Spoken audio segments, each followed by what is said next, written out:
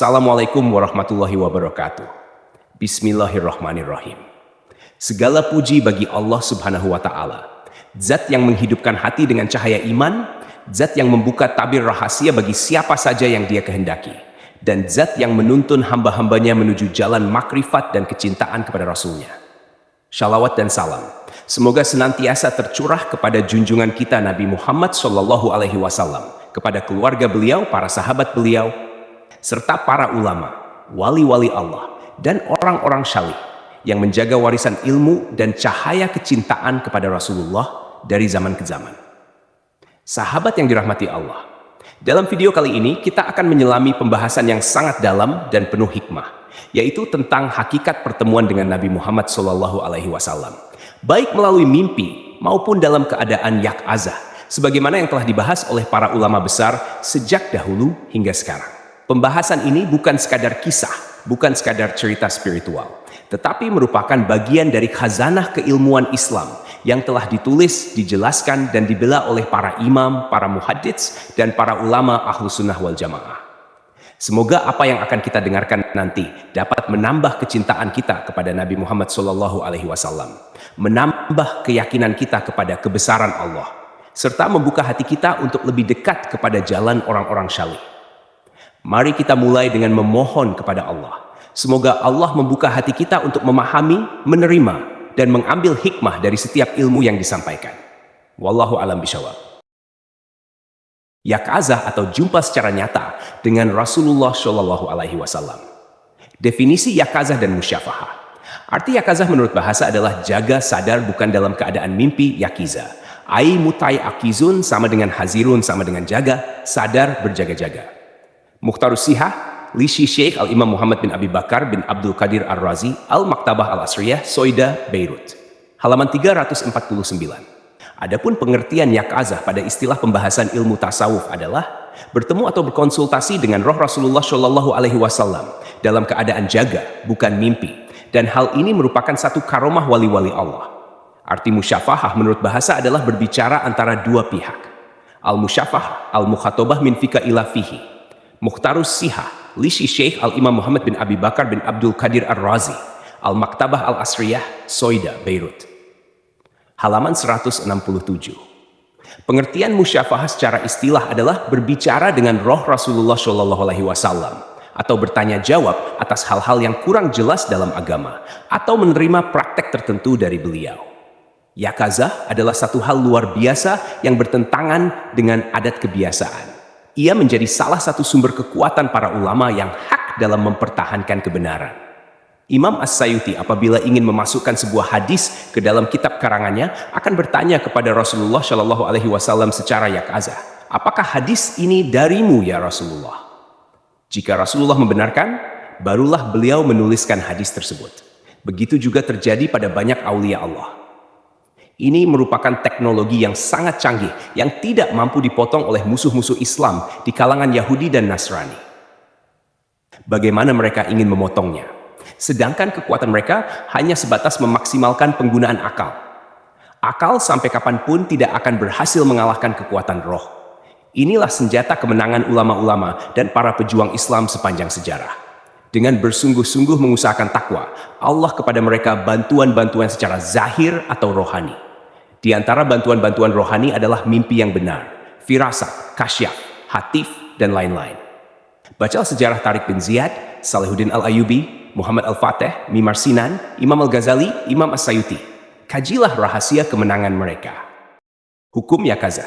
Yakazah hukumnya dapat terjadi pada wali-wali Allah sebagai kemuliaan atau karomah yang Allah karuniakan kepada mereka. Ia adalah hal yang bertentangan dengan adat kebiasaan atau luar dari kebiasaan pada logika manusia, sedangkan ia masih dalam lingkungan mungkinat, harus untuk Allah mengadakan atau meniadakannya. Perlu diketahui, hal yang bertentangan dengan adat dapat dibagi menjadi 4 kategori, berdasarkan di tangan siapa ia terjadi. Mukjizat terjadi kepada para rasul alaihi salam sebagai bukti kerasulan mereka untuk menantang penentang-penentang mereka. Karomah berlaku kepada kekasih-kekasih Allah, para wali, lambang kemuliaan yang Allah beri kepada mereka. Maunah terjadi kepada orang-orang mukmin dengan berkat guru atau praktik tertentu yang diistiqamahkan. Sihir terjadi di tangan orang-orang fasik atau kafir secara istidraj atau dalam murka Tuhan. Dalil bisa beryakazah. Perlu diketahui dan dipahami, ada banyak ayat-ayat Al-Quran yang memberi sinyal pada peristiwa yakazah ini. Jika ia dapat terjadi kepada para Rasul alaihissalam sebagai mukjizat, ia juga dapat terjadi pada wali-wali Allah sebagai karomah. Dalil pertama, pertemuan Nabi Muhammad SAW dengan Nabi Musa alaihissalam. Ketika Rasulullah SAW dimikrajkan, beliau dipertemukan dengan Musa, sedangkan Musa telah wafat lebih dari 600 tahun sebelum kelahiran Nabi Muhammad. Karena besarnya peristiwa ini, maka Allah direkam di dalam Al-Quran dengan firman-Nya. Artinya, maka janganlah kamu ragu tentang pertemuanmu dengan Musa ketika Mikraj. Sajadah 23. Dalil kedua, syalat jamaah Nabi SAW dengan para Rasul. Nabi Muhammad SAW syalat berjamaah dengan para Rasul di malam Isra sebelum beliau dimikrajkan. Firman Allah maksudnya, dan tanyalah orang-orang yang kami utus sebelum kamu Muhammad di antara para Rasul kami itu. Az-Zukhruf 45. Di dalam tafsir Al-Qurtubi, juz ke-7, MS 5915, tercatat, masalah bertanya kepada Anbiya di malam Mikraj. Ibnu Abbas meriwayatkan bahwa para Anbiya bersembahyang dengan berimamkan Rasulullah SAW dalam 7 syaf. 3 syaf terdiri dari Rasul-Rasul, sedangkan 4 syaf lagi untuk Nabi-Nabi. Pertemuan Nabi SAW ini adalah dalam kondisi jaga, dan Nabi SAW telah bertanya sesuatu kepada mereka di malam itu. Dalil ketiga, hadis dari Abu Hurairah radhiyallahu anhu. Dari Abu Hurairah radhiyallahu anhu berkata, aku dengar Nabi SAW bersabda, artinya, siapa yang melihatku di dalam mimpi, maka dia akan melihatku di dalam kondisi jaga dan syaitan tidak bisa menyerupai diriku.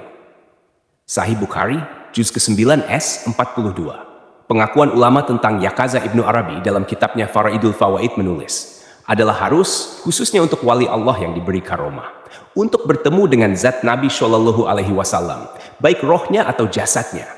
Karena Rasulullah SAW seperti lain-lain Nabi dan Rasul, semuanya hidup bila mereka dikembalikan ke jasadnya dan diizinkan oleh Allah keluar dari kuburnya. Dalam kitab Al-Khasoisul Kubro, Imam As-Sayuti dalam syarah Muslim oleh Imam Nawawi menulis, jikalau seseorang menemui Nabi SAW dalam mimpi atau jaga, beliau menyuruh akan perbuatan sunat, melarang satu larangan, mencegah atau menunjukkan suatu yang baik, maka tidak khilaf ulama bahwa adalah sunat hukumnya mengamalkan perintah itu. Pihin Datuk Sri Maharaja, Datuk Sri Utama, Awang Haji Ismail bin Umar Abdul Aziz, Mufti Kerajaan Brunei Darussalam, mengeluarkan fatwa melalui Kantor Mufti Kementerian Urusan Agama Negara Brunei Darussalam pada 14 Jamadil Awal 1408 Hijriah, 4 Januari 1988-nya itu. Maka sebenarnya dari kata-kata ulama yang pada ini bahwa bertemu dengan Nabi SAW waktu tidur atau waktu jaga, dan Nabi SAW mengajar akan sesuatu ilmu, suatu doa, suatu syalawat dan suatu zikir adalah harus dan bisa, bagaimana telah terjadi pada ulama-ulama, ahli ilmu Islam, wali-wali Allah dan orang-orang solehin. Kita mengatakan hal seperti itu termasuk di bawah arti Fadhailul Amal. Adapun hal halal dan haram telah tertutup dengan berhenti wahyu kepada Nabi kita dan dengan wafat Nabi kita SAW, sebagaimana kita telah sebutkan di awal-awal artikel ini. Bacalah kitab-kitab tentang wali-wali Allah seperti Syawahidul Haq karangan Syekh Yusuf Anbahani dan kitab Lathoiful Minan karangan Al-Arif Billah Tajuddin bin Atailah As-Sakandari yang meninggal tahun 709 Hijriah, dan Jami'u Karamatil Aulia karangan Syekh Anbahani dan Hilyatul Aulia oleh Al-Hafiz Abu Naim, dan karangan Al-Alamah Dr. Abdul Halim Mahmud Mesir dan lain-lain. Imam Al-Lamah Al-Nafrawi rahimahumullah berkata, di dalam bukunya Al-Fawaqih Ad-Diwani, jilid 3 MS 360, diharuskan, dibolehkan seseorang bertemu atau melihat Nabi SAW secara yaqazah atau secara mimpi, menurut kesepakatan para hufaz atau ahli hadis. Mereka cuma berselisih tentang apakah orang yang melihat tubuh Nabi SAW itu dalam bentuk nyata, secara hakiki, atau dalam bentuk contoh atau gambaran saja. Adapun mereka yang mengingkarinya, maka hukumnya haram. Karena kalau dia mengingkarinya, karena dia seorang yang mengingkari tentang keramat, hal-hal yang luar biasa dari adat para wali, kekasih Allah, maka untuk membahas dengan mereka memang sia-sia. Karena dia sendiri telah mendustai apa yang dithabitkan di dalam sunnah, baik mengenai karamat para wali atau mengenai bertemu Nabi Shallallahu Alaihi Wasallam secara yakazah. Apa itu yakazah? Ia adalah satu kejadian ajaib yang menemukan antara syekh tarekat tertentu dan juga Rasulullah Shallallahu Alaihi Wasallam. Setelah bertahun-tahun bahkan ratusan tahun setelah kewafatan baginda Rasulullah Shallallahu Alaihi Wasallam. Barangkali seseorang yang jahil dalam ilmu mantik akan terpukau dengan definisi yakazah yang diberikan oleh saudara penulis tersebut. Tetapi kalau kita nilai balik definisi tersebut, ia tidak bersifat jami dan mani. Menurut ilmu pentakrifan sesuatu. Ini karena tidak ada satupun dari kalangan para ulama dan ahli sufi yang mengatakan bahwa yakazah atau bertemu Nabi Shallallahu Alaihi Wasallam secara yakazah tersebut hanya dikhususkan kepada para syekh tarekat semata. Silakan kiranya saudara penulis ataupun para penggemar si penulis tersebut mempelajari buku-buku yang menulis tentang hatta dari kalangan ulama sufi sendiri. Niscaya Anda tidak akan menemukan satupun tulisan mereka yang mengkhususkan hal tersebut terjadi kepada para syekh tarekat semata. Bahkan, seluruh ulama menjelaskan bahwa ia bisa terjadi kepada siapa saja yang dimuliakan oleh Allah, dari kalangan umat Islam, bukan sekadar kepada para syekh tarekat saja. Hal ini jelas merupakan suatu tuduhan tidak berdasar dari saudara penulis, ataupun suatu fitnah terhadap kaum tarekat dan sufi itu sendiri. Siapa saja yang diberi kemuliaan oleh Allah untuk bertemu dengan Nabi Shallallahu Alaihi Wasallam secara jaga, maka hal tersebut akan terjadi kepadanya. Apakah dia seorang anggota tarekat maupun tidak? Karena tidak ada siapa yang berhak mengkhususkan nikmat Allah. Apalagi berhak menuduh sesuatu kaum mengkhususkannya kepada mereka saja, tanpa sesuatu pihak yang lain. Marilah kita nukilkan ulasan-ulasan para ulama mengenai perihal bertemu atau melihat Nabi Shallallahu Alaihi Wasallam secara yakazah tersebut. Karena kita memang kekurangan ilmu tentang. Jadi, rujuklah kepada mereka yang lebih berilmu sebelum sewenang-wenang mempertanyakan sesuatu.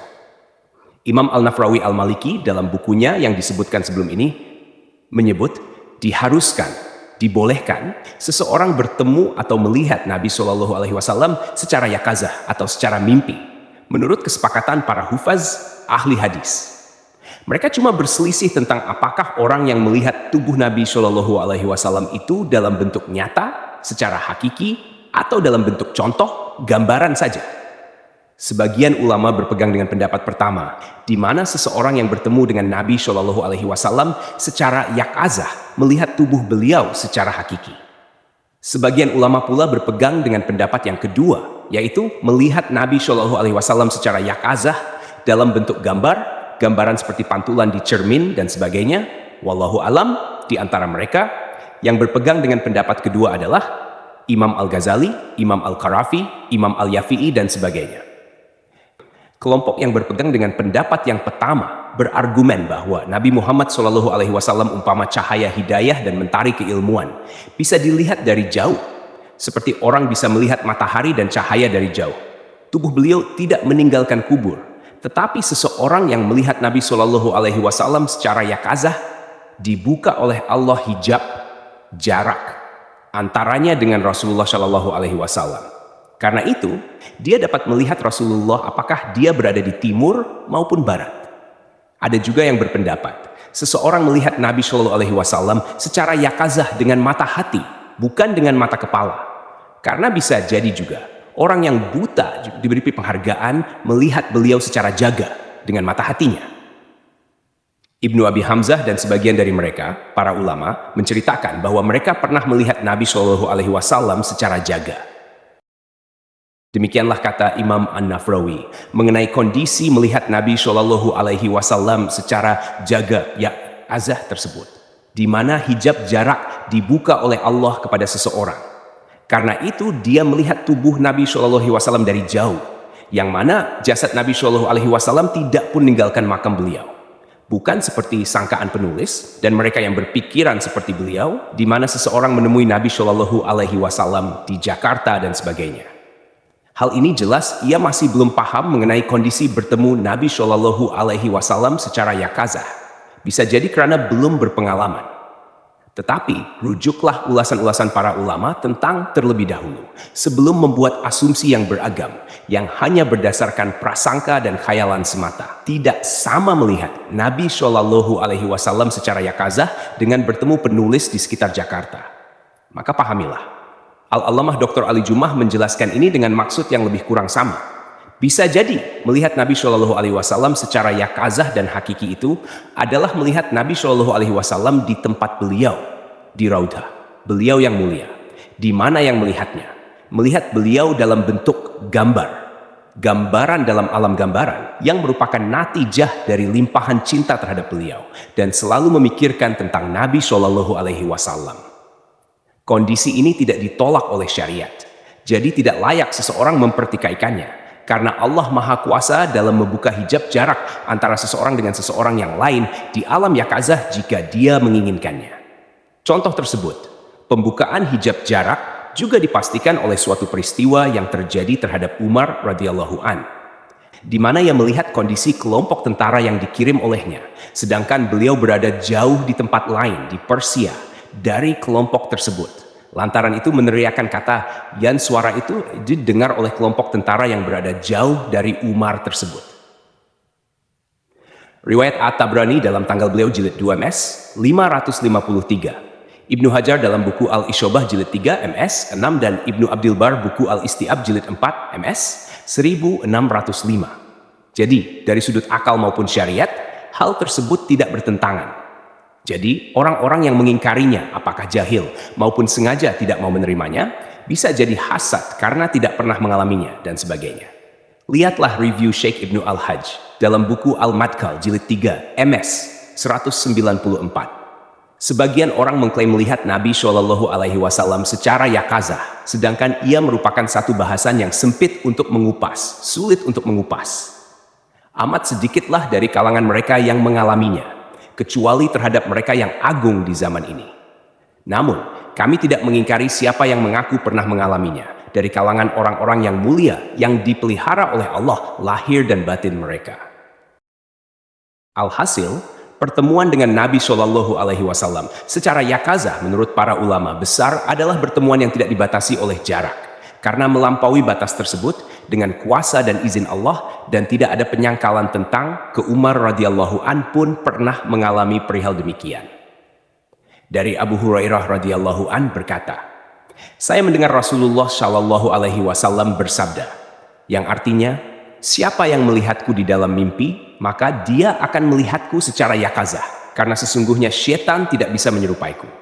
Hadis riwayat Al-Bukhari di dalam kitab sahih beliau 6/2567 dan Abu Daud dalam Sunan 4/305. Apakah ini bukan hadis sahih? Marilah sama-sama kita lihat pembahasan ulama tentang. Berkata Al-Allamah Al-Muhaddits Al-Musnid Sidi, Dr. Syekh Said Muhammad Alawi Al-Maliki Az-Zakoir Al-Muhammadiyah S 147. Tentang hadis tersebut, Syahih Al-Bukhari yang dipastikan sebelum ini, para ulama mengatakan bahwa yakazah itu berarti di dunia secara qat'iyah, sekalipun ingin mati, sakaratul maut. Al-Allamah Al-Mufti Dr. Ali Jumah juga menjelaskan perihal hadis tersebut. Hadis tersebut menceritakan tentang kemampuan keharusan seseorang melihat Nabi Shallallahu Alaihi Wasallam secara yakazah di dalam hidupnya di dunia. Al-Bayan MS 161.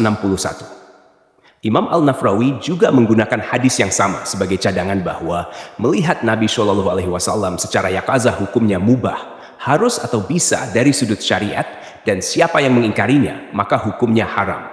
Bahkan jumhur ulama menjelaskan keharusan melihat Nabi Shallallahu Alaihi Wasallam di dunia ini secara yakazah, terutama mereka yang pernah bertemu dan melihat Nabi Shallallahu Alaihi Wasallam di dalam mimpi berdasarkan hadits Syahih Al-Bukhari tersebut.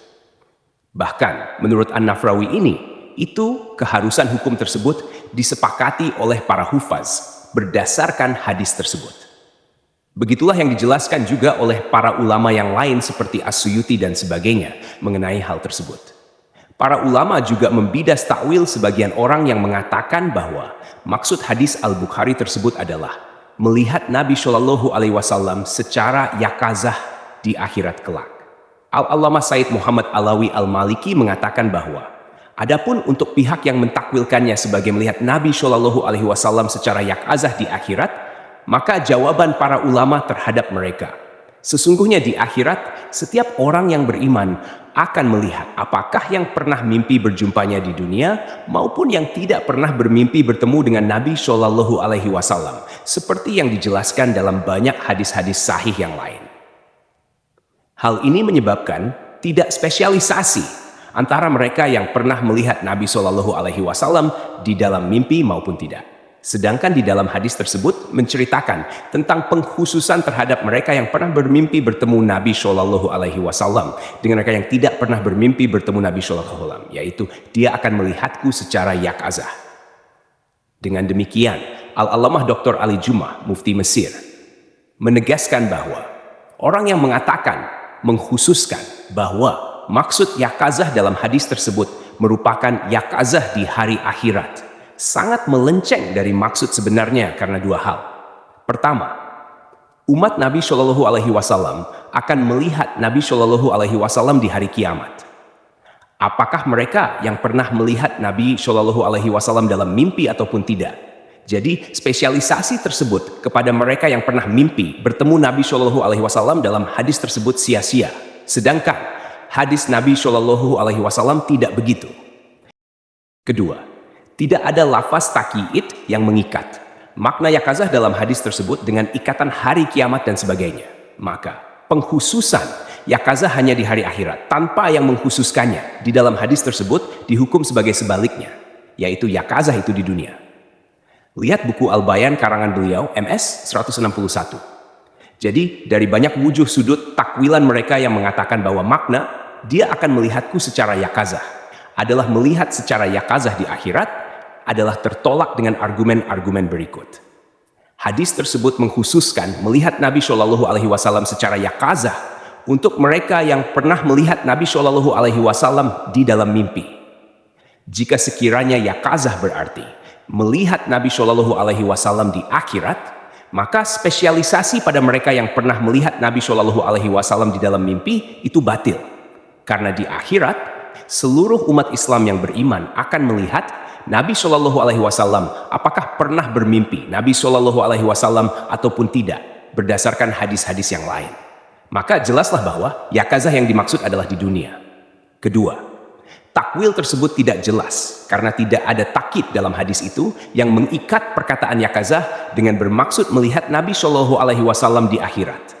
Maka jika tidak takkid, spesialisasi yakazah dengan yakazah di akhirat menjadi batal. Ketiga, kata yang digunakan oleh Nabi Shallallahu Alaihi Wasallam adalah huruf sin pada sayaroni, berarti akan melihat. Huruf sin dalam metode bahasa Arab yang berarti akan, merujuk pada suatu periode waktu yang dekat, sedangkan hari akhirat dibandingkan dengan periode di dunia sangat jauh. Jadi, makna sayaroni akan melihatku secara yakazah di dunia lebih memenuhi maksud sebenarnya dibandingkan di akhirat. Keempat, jika yang dimaksud oleh Nabi Shallallahu Alaihi Wasallam dalam hadis tersebut bahwa seseorang akan melihatku secara yakazah di akhirat, maka Nabi Shallallahu Alaihi Wasallam tidak perlu menggunakan istilah yakazah secara jaga, karena lawan yakazah adalah bermimpi atau tidur, sedangkan di akhirat tidak ada yang tidur atau bermimpi. Cukuplah kalau Nabi Shallallahu Alaihi Wasallam berarti akan melihatku di akhirat.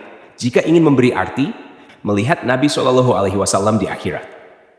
Tetapi Nabi Shallallahu Alaihi Wasallam menggunakan lafaz yakazah secara jaga, menunjukkan apa yang dimaksudkan oleh Nabi Shallallahu Alaihi Wasallam adalah melihatnya secara yakazah, jaga di dunia. Karena di dunia lah adanya mimpi dan adanya yakazah. Sedangkan di akhirat tidak lagi mimpi atau tidur. Jadi tidak perlu menggunakan istilah akan melihatku secara yakazah jika melihat tersebut di akhirat. Karena semua orang tahu melihat Nabi Shallallahu Alaihi Wasallam di akhirat tersebut memang secara yakazah. Jadi kata yakazah dalam hadis itu sendiri menunjukkan apa yang Nabi Shallallahu Alaihi Wasallam maksudkan adalah siapa yang pernah bermimpi melihat Nabi Shallallahu Alaihi Wasallam di dalam mimpi berarti akan melihat beliau secara jaga. Padahal kaum yang mencoba mentakwilkan hadis ini dengan hari kiamat tidak berdasar sama sekali dan tertolak dari berbagai sudut yang disebutkan sebelumnya. Apa yang jelas, ada hadis sahih yang menceritakan tentang melihat Nabi Shallallahu Alaihi Wasallam secara yakazah tersebut Dan jawaban kami kepada penulis, ya memang ada hadis sahih tentang hal tersebut. Penulis berikutnya menulis, apakah hal ini merupakan hal yang telah diterima oleh para ulama sejak dahulu hingga kini? Apakah Anda bisa mempercayai cerita ini? Memang terlalu banyak ulama yang menulis tentang, dan hal tersebut diterima oleh banyak para ulama sejak dahulu hingga kini. Cuma, golongan yang mengingkarinya saja, yang syaz, terasing atau sedikit. Imam Asyuti mengatakan dalam buku At-Tanwir tersebut, MS10, percetakan Darjawamik Al-Kalim, telah banyak yang mempertanyakan mengenai sebagian anggota Rabbani yang melihat Nabi Shallallahu Alaihi Wasallam secara yakazah ini. Adapun suatu kaum yang mengingkarinya pada zaman ini adalah mereka yang tidak memiliki latar belakang ilmu yang cukup dalam bidang agama, sehingga menyebabkan mereka mengingkarinya dan merasa aneh tentang, sehingga mengklaim bahwa itu mustahil. Kini saya mengarang penulisan ini mengenai pembahasan tersebut yang dinamakan sebagai Tanwir Al-Halaq fi Imkan Ruyatu An-Nabi wa Al-Malak. Telah tertulis di dalam brosur tersebut berbagai dalil-dalil dan bukti-bukti tentang keharusan bisa melihat Nabi Shallallahu Alaihi Wasallam secara yakazah dan mendengar suara beliau dan para malaikat. Banyak para ulama dari dahulu hingga hari ini menulis mengenai hal tersebut, seperti Imam Ibnu Hajar dalam syarah beliau terhadap Sahih Al-Bukhari itu sendiri, Fathul Bari. Dalam tajuk tersebut, Imam An-Nawawi dalam syarah Muslim, Imam Ibnu Hajar Al-Haythami dalam buku fatwa beliau, dan begitu juga dengan banyak para ulama masa kini yang turut menulis tentang seperti Mufti Mesir sendiri, Dr. Ali Jumah, Syekh Muhammad Alawi Al-Maliki, Dr. Umar Abdullah Kamil, dan sebagainya. Jadi, sudah tentu kami yang tahu tentang bisa mempercayai cerita tentang seseorang bertemu Nabi Shallallahu Alaihi Wasallam. Karena para ulama pun banyak yang mendiskusikannya dan mengakuinya. Kalau tidak tahu, lebih baik bertanya dari mengkritik atau mempertanyakan, apalagi mengenai hal yang memiliki sandarannya dari Islam. Berkata Syekh Abdul Qadir bin Syekh Abdullah bin Syekh Al-Idrus Ba'alawi yang hidup tahun 978 Hijrah dan mati tahun 1038 Hijrah. Dalam kitabnya An-Nur Safir an Akhbaril Quranil. Adalah Imam Al-Hafiz As-Sayuti.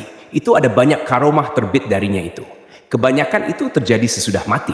Dan matinya pada tahun 911 Hijriah. Berkata Al-Alama Syekh Zakaria bin Syekh Muhammad Al-Mahali As-Syafi'i bahwa Imam As-Sayuti itu telah ditimpa oleh sesuatu hal yang besar pada suatu waktu. Maka saya minta darinya menulis surat wasiat atau pesanan kepada beberapa muridnya melalui saya. Maka Imam As-Sayuti enggan melakukannya. Dan imam itu telah melihat ke saya akan selembar kertas yang ditulis dengan tangan imam itu bahwa saya telah berkumpul dengan Nabi Shallallahu Alaihi Wasallam waktu jaga banyak kali, lebih dari 70 kali, dan sabda Nabi Shallallahu Alaihi Wasallam kepada saya yang artinya bahwa siapa yang ada kondisinya begini, maka tiadalah ia berhajat pada pertolongan dan bantuan dari siapapun. Telah dihikayatkan dari Imam As-Sayuti telah berkata, saya telah melihat dalam tidur saya, seolah-olah saya ada di hadapan majelis Nabi Shallallahu Alaihi Wasallam. Maka saya sebutkan sebuah kitab yang saya mulai mengarangnya dalam hal hadis dan sunnah, yaitu Jam'ul Jawa'ami. Maka saya berkata kepada Nabi Shallallahu Alaihi Wasallam, hamba akan bacakan sedikit dari isi kitab itu. Maka sabda Nabi Shallallahu Alaihi Wasallam, bawalah kepada saya, hai guru hadis, ya Syekhul Hadis. Berkata Imam As-Sayuti, mimpi itu suatu kabar gembira bagi saya, lebih besar dari dunia dan seluruhnya. Dari kitab Khususiyatu Yaumil Jum'ah, karangan Imam As-Sayuti, dicetak di Damaskus tahun 1386 sampai 1966 Hijrah. Al-Habib Syekh Abdul Qadir Al-Idrus itu juga ada mengarang kitab bernama Ta'riful Ahyai Bifadhailil Ahyai, kitab Ahya, karangan Imam Al-Ghazali yang mati tahun 505 Hijriah yang terkenal itu. Dan kisah Imam As-Sayuti itu ada disebutkan oleh Syekh Najmuddin Al-Ghazi dalam kitabnya Al-Kawakibus Sa'irah. Adalah Al-Habib Umar bin Abdurrahman Al-Athas yang mempunyai ratib bernama Ratibul Athas, yang terkenal di Malaysia dan kawasan sebelah ini, yang mati pada tahun 10.072 Hijriah dan ditanam di Huraidah, Hadramut Selatan, Tanah Arab. Ada terjadi di tangannya beberapa hal yang ganjil dan aneh atau karamah setengah dari hal itu. Satu, bila Al-Habib Umar itu pergi ziarah kubur bapaknya Said Abdul Rahman, ia berkata pada kuburan bapaknya, dan ia mengabarkan segala hal dengan penglihatan dan nampak dengan matanya. 2. Kerabatnya mengatakan sedang kami duduk di rumah kami dan di sisi kami Al-Habib Umar Al-Atas. Maka tiba-tiba ia memerah akan lengan bajunya dengan air bertitik. Maka kami bertanya, "Ya Sayyidi, apa air ini?" Ia menjawab, bahwa suatu kelompok orang kekasih kami telah rusak perahu mereka di dalam Laut Syams dan mereka minta tolong dari kami. Maka kami datang membantu mereka. Mereka dilepaskan oleh Tuhan mereka dari bencana alam dan basah ini dari air laut itu.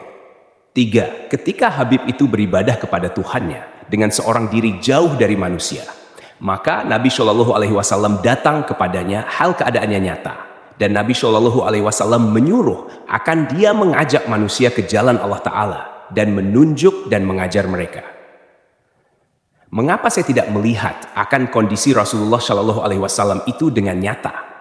Karena jikalau terdinding dari saya oleh Nabi Shallallahu Alaihi Wasallam sekejap saja, niscaya tidak saya bilangkan diri saya dari kalangan orang mukmin. Dan mengapa terdinding Nabi Shallallahu Alaihi Wasallam dari saya, padahal beliau itu ain ada saya? 4. Seorang pria meminang akan seorang perempuan menikah dengannya, maka bapak perempuan dan saudaranya enggan menerimanya. Maka ia marah dengan hal yang berlaku itu, dan ia kembali ke rumahnya dan ia bertekad akan membunuh mereka. Saat malam gelap, ia menyandang senjatanya dan keluar menuju ke bapak dan saudara perempuan itu. Di antara ia berjalan-jalan, tiba-tiba ia merasa seorang yang memegang tangannya seperti harimau yang ganas dan ia berpaling. Tiba-tiba ia melihat Habib Umar Al-Atas, maka ia tercengang gemetar dan Al-Habib itu berkata, "Kemana engkau hendak pergi?" Ia berkata, "Saya ada memiliki suatu hajat." Katanya, "Engkau tidak memiliki suatu keinginan, tetapi engkau keluar ini karena berbuat begini. Harus engkau kembali ke rumah kamu." Dan Al-Habib itu melepaskan tangannya dan laki-laki itu pun kembali ke rumahnya. Tidak beberapa hari datang tua perempuan dan saudaranya mengambil hatinya dan menjelaskan sebab-sebab penolakan pinangan itu dan meminta maaf. Dan keduanya berkata, "Perempuan itu untuk engkau. Demi Allah kami tidak mengahwinkannya selain engkau." Kemudian laki-laki itu menikah dengan perempuan itu dan mendapat anak-anak seperti kabar yang terbit dari Al-Habib Umar Al-Atas itu. Ini kita petik dari Fathura bin Nas, uraian Ratib Habib Umar bin Abdul Rahman Al-Atas telah dikumpulkan oleh Maulana Al-Arif Sayyid Husin bin Almarhum Al-Alama, Sayyid Abdullah bin Muhammad bin Muhsin bin Husin Al-Atas dalam bahasa Melayu pada tahun 1342 Hijriah.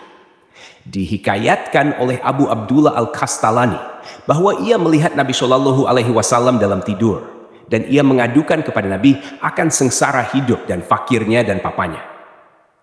Maka Nabi Shallallahu Alaihi Wasallam mengajarkan dia akan suatu doa dari kitab Al-Wasailu Syafi'ah oleh Imam Muhaddis Sayyid Muhammad bin Ali Khidr yang mati tahun 960 Hijriah. Dan Sayyid itu mengomentari doa yang di atas ini. "Ketahui olehmu barang siapa yang menyebut akan Asmaul Husna yang pada ini dan dia berperangai dengan perangai kalangan orang-orang yang terpilih dari hamba Allah dan beradab dengan adab wali-wali Allah, maka Allah Ta'ala akan menghidupkan roh Asmaul Husna akan hati orang itu dan Allah akan terangkan akan hatinya dengan cahaya hakikat Asmaul Husna itu, dan ia tidak meminta sesuatu dari Allah melainkan Allah berikan apa yang ia mohon." Adalah Habib Al-Arif Billah Ahmad bin Husin bin Abdullah Al-Atas, kakek Al-Habib Sayyid Muhammad bin Salim bin Ahmad Husin Al-Atas, dan Al-Habib Sayyid Muhammad bin Salim, rahimahumullah. Itu pengelola Masjid Ba'alawi di Bukit Timah di Singapura. Dan Al-Alamah, kakek Habib Sayyid Alawi bin Tahir Haddad Al-Haddar, mufti kerajaan Johor yang terdahulu itu adalah anak murid kepada Habib Al-Arif Ahmad bin Husin Al-Atas. Berkata Habib Sayyid Alawi bin Tahir Al-Haddad dalam kitabnya Ukudul Al-Ma'asi Bimana Akibi, Syaikhil Thoriqah wa Imamil Hakikah, Al-Arif Billah Habib Ahmad bin Husin Al-Atas. Kata Syekh Muhammad bin Aud bin Muhammad Bafahlu dalam kitab Mana Akibil Arif Billah Al-Habib Ahmad bin Husin Al-Atas, bagaimana disebutkan oleh Imam Habib Al-Idrus bin Umar Al-Habsi bahwa Al-Habib Al-Arif Ahmad Al-Atas itu seorang wali Allah yang mutlak. Dan dia diizinkan mengabarkan apa hal yang disembunyikan oleh orang lain. Adalah Al-Habib Arif Billah Ahmad bin Husin Al-Atas itu ketika banyak melihat Rasulullah Shallallahu Alaihi Wasallam hingga berulang-ulang kali hari sampai 7 kali. Adalah Al-Habib Al-Arif Billah. Itu ketika ia merasa syak pada suatu hadis, maka ia bertanya kepada Nabi Shallallahu Alaihi Wasallam. Adalah Al-Habib Al-Arif Billah. Itu dapat mengetahui hal bohong. Katanya saya melihat keluar dari mulut pembohong itu seperti sesuatu asap. Al-Arif Billah itu tuh dapat mengenal karangan-karangan kitab-kitab ilmu. Mana kitab itu ditulis menurut hawa nafsu atau karena ta'asub atau lain-lain dari hawa nafsu dan ta'asub. Al-Arif Billah itu dapat memilih mana-mana kitab yang sayugia dibaca dan diamalkan oleh ahli ilmu. Adalah guru Al-Arif Billah, Habib Ahmad bin Husin Al-Atas itu, bernama Gausu Zama'ani. Al-Habib Abu Bakar bin Abdullah Al-Atas telah meminta pandangan dan pilihan dalam sesuatu hal kepada Nabi Shallallahu Alaihi Wasallam. Maka Nabi Shallallahu Alaihi Wasallam bersabda kepadanya, akan datang kebenaran atau datang sinyal pada tangan seorang anak-anak kamu. Al-Arif Billah Ahmad bin Husin Al-Atas mengatakan, adalah jiwa datang kepada saya pada awal hidup saya, sebagai suatu utusan kelompok lepas kelompok. Dan dia bercerita bahwa setengah orang mati, lalu kepadanya lalu roh-roh berpisah dari jasad orang-orang mati itu, atau lalu malaikat kepadanya dengan bawa roh-roh itu. Saya tanya, Habib Mufti, kemana roh-roh yang Tuan Guru lihat tadi? Jawabnya, dia bersyarat dengan tangannya bahwa roh-roh itu pergi ke pihak kiblat. Al-Arif Billah itu menceritakan kepada Al-Habib Mufti bahwa Al-Arif Billah berkumpul dengan roh-roh barzahiyah yang belum masuk ke dalam jasad manusia di dalam suatu hal terjadi. Adalah Al-Arif Billah itu bangun tidur pada sepertiga yang terakhir dari waktu malam. Ia mengambil air sembahyang dan ia syalat dan panjang syalatnya itu. Kemudian ia membaca zikir-zikir yang panjang dan mengulang-ulang Asmaul Husna. Ia bertasbih, ia bertahmid, ia bertakbir pada tiap-tiap isim itu. Kemudian ia baca zikir-zikir yang lain. Kemudian ia baca Quran dengan bacaan sederhana, tidak cepat dan tidak lambat. Dan dia dapat membaca 5 juz Al-Quran sebelum terbit fajar. Disebutkan bahwa Al-Arif Billah dan Al-Afiful Munawar Ahmad bin Abdullah Balkhair syalat witir berjamaah dengan membaca 10 juz Al-Quran. Adalah wirid Al-Arif Billah dalam sehari 25.000 la ilaha illallah dan membaca separuh Quran. Adapun usaha Al-Arif Billah pada membaca kitab-kitab ilmu dari kitab-kitab tafsir, hadis, tasawuf, dan lain-lain, maka tidak kita ketahui, kata Al-Habib Alawi, seseorang pun seperti Al-Arif Billah itu. Berkata Al-Alamah Muhammad Bifadlu, saya berhubungan dengan Al-Arif Billah pada tahun 1316 Hijriah, maka banyak jumlah kitab yang ia baca di hadapan Al-Arif Billah dan lain-lain mahasiswa membaca kitab di hadapannya. Menunjukkan kitab-kitab yang dibaca di hadapannya itu dari semenjak Al-Arif Billah balik dari Mekah sampai tahun itu tidak kurang dari 26 tahun adalah sangat banyak, tidak dapat dihitung. Karena Tuan Guru Al-Arif Billah itu tidak sabar dari ilmu dan dari ibadah dan dari zikir. Semuanya itu makanan untuk dirinya dan rohnya. Dan saya tidak melihat akan seseorang pun tahan mendengar kitab-kitab ilmu seperti Tuan Guru itu. Adalah Al-Arif Billah itu ketika ia memperlakukan dif-dif dan tamu atau utusan-utusan, maka ia tidak tahan dari meninggalkan membaca kitab. Maka ia meletakkan kitab pada ribanya dan ia balik-balikan halaman kitab itu. Sambil ia melayani dif-dif itu karena ia gemar ilmu dan kitab-kitab ilmu. Dikutip dari Ukudul Al-Masih, diriwayatkan oleh Imam Abu Naim dan Ibnu Basikuwal, dari Imam Sufyan As-Sauri telah berkata, di antara ketika saya mengerjakan haji, tiba-tiba masuk seorang pemuda. Dia tidak mengangkat sebelah kaki dan tidak meletakkan sebelah kaki, kecuali ia bersalawat atas Nabi Shallallahu Alaihi Wasallam dan keluarga beliau.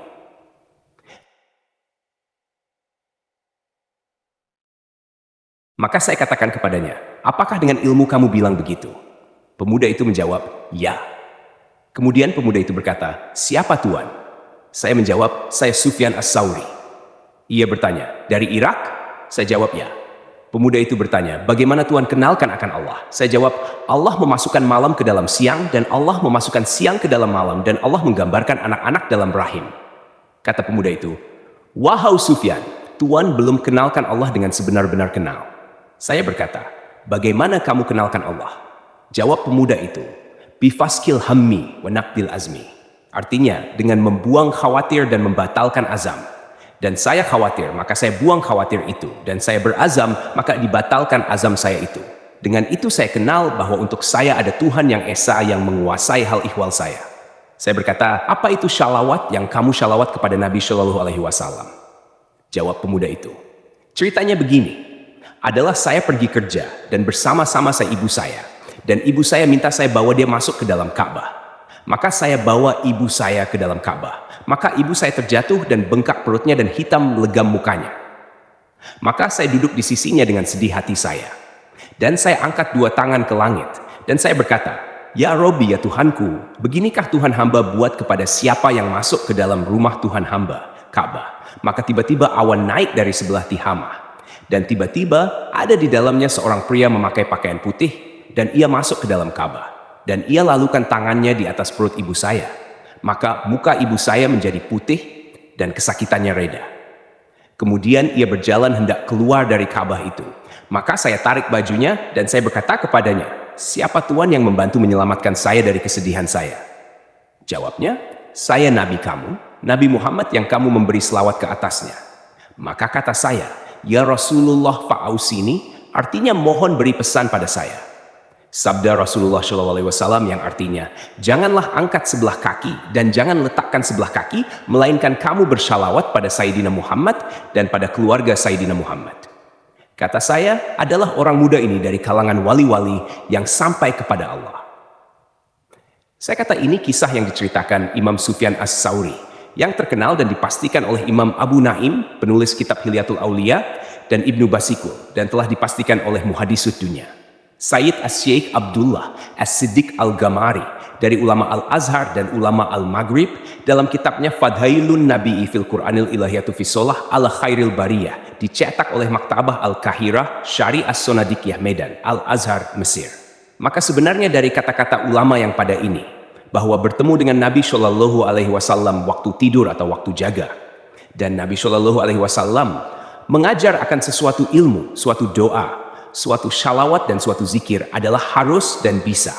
Bagaimana terjadi pada ulama-ulama, ahli ilmu Islam, wali-wali Allah, dan orang-orang solehin. Kita mengatakan hal seperti ini termasuk di bawah arti kata fadhoilul amal. Adapun hal halal dan haram telah tertutup dengan terhenti wahyu kepada Nabi kita.